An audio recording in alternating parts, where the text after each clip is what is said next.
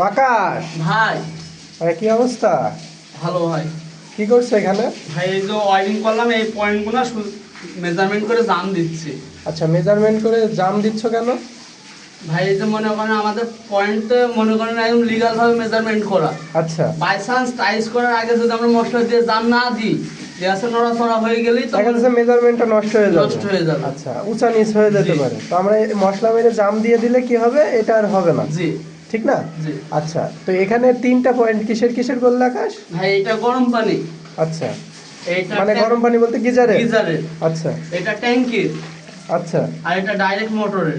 আচ্ছা, direct deep টিউবওয়েলের, মানে জি, জি। যখন গরমের সময় ট্যাঙ্কির পানি কিন্তু অতিরিক্ত হিট থাকে, জি, পাইপের জি। পানি, তখন দেখা যাচ্ছে মাথায় গরম পানি মানে পানি দিতে পারে না। জি। তো সেই ক্ষেত্রে ডিপ টিউবওয়েল চালিয়ে, সাবমার্সিবল চালিয়ে এখানে পানি জি, পেয়ে জি। যাবে, তাই তো? জি ভাই।